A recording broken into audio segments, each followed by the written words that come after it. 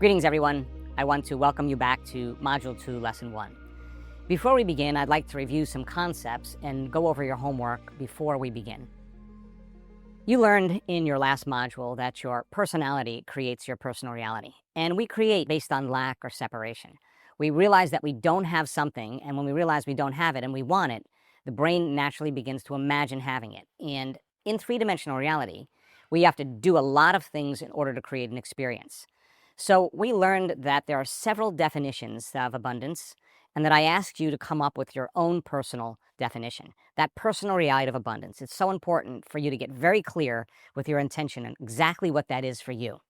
Now, because there's several different definitions, I asked you to broaden your understanding to go beyond just abundance when it comes to wealth and finances. There can be an abundance of energy, an abundance of vitality, an abundance of love in an intimate relationship, an abundance of friends and family. You can have an abundance of freedom, an abundance of time. You can have synchronicities, opportunities, an abundance of material things that you would love to collect, as well as virtues. So I hope by now that you've taken the time and wrote down the long version of what your definition of abundance is. Once you have that personal definition of abundance, the next thing I asked you to do was to assign a symbol to it. Now, that symbol represents exactly what your definition of abundance is. I asked you then to create that symbol. I hope you have it by now. You can put it on the desktop of your computer.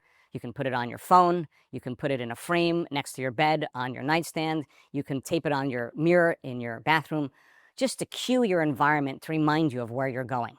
The concept, as you'll learn, is if you keep your conscious mind on what you want, your subconscious mind will take you there.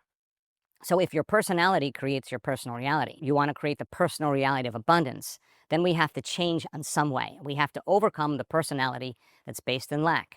I asked you then to write down 2 thoughts or beliefs, 2 behaviors or actions, 2 emotions that are connected to the personality of lack, and become so conscious of those unconscious thoughts, behaviors, and emotions that you wouldn't default to that old personality and return back to that same state of being. So then once you remind yourself of who you no longer want to be, it's important then to understand you have to remind yourself of who you do want to be. What thoughts do you want to fire and wire in your brain? And if a belief is just a thought you keep thinking over and over again, if you keep remembering to think this way, you begin to install the neurological hardware in your brain.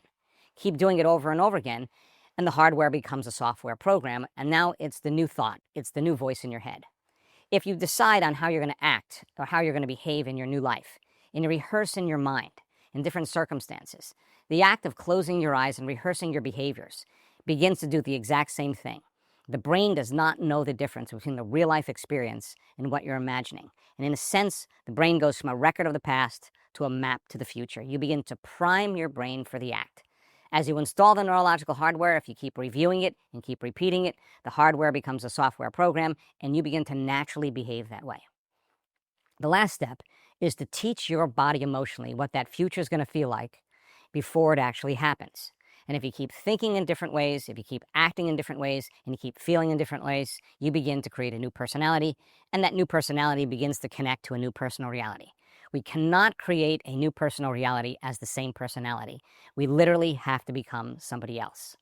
So then, in the final part of Module 1, I asked you also to create that symbol and combine that symbol with those elevated emotions so you have the energy to execute in your life. The emotions of excitement, inspiration, optimism, enthusiasm, motivation. We talked about the highest form of motivation and the lowest form of motivation. And mission motivation or purpose motivation is the reason we can get up, because it's a vision that's bigger than us. Once we have that mission, and I asked you to write it in its long form, begin to take that mission and give it an abbreviated version and to put it right in that arrow. Once you have that abbreviated version of your mission, I asked you to come up with 3 goals. Each goal is designed for you to get your behaviors to match your intentions, your actions equal to your thoughts, and your mind and body working together. If you do it over and over again, it makes sense then you're going to start to arrive at that first goal and achieve it. Once you have your goals in place, the next important thing is every morning is to go over your to-do list. Set your intention for the day before you start your day. Go over the new choices you're going to make and the new behaviors or the things you're going to do to arrive at that goal. And your day is about accomplishing everything on those lists. Now, as you learned in three-dimensional reality, it takes a lot of energy and a lot of time to do a lot of things to arrive at that end. But it's important for us to remember, keep one foot in three-dimensional reality and one foot in that fifth-dimensional reality. And today is about creating from the fifth-dimensional reality. There is an invisible field of energy that exists beyond your senses, beyond this material world, beyond everything in three-dimensional reality, and it's energy and its frequency. We have to develop the knowledge, the theory, the philosophy, and it has to make sense to you so it becomes effective when it comes to the application. I want to remind you that we have all kinds of people that are taking this course. We have first-timers that this information will be new to. We have experienced people that have been to my week-long events, my advanced events, have been to several events, and I want to bring everybody along together. So I'm going to take my time in this particular lesson, and I'm going to review what it means to create from space-time and the principles of space-time. Once I have that formulated, we're going to talk about that alternate reality, that quantum field, that invisible field of energy and information that exists beyond everything material and physical. The laws are different in that realm. The quantum field, of course, in time-space. You learn that space-time, there is an infinite amount of space.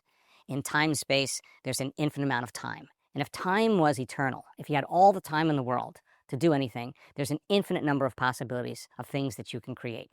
The rules change when you enter that field, and the only way that we can create from the field instead of from matter, to shorten the distance between the thought of what you want and the experience of having it, is creating with a coherent brain and a coherent heart.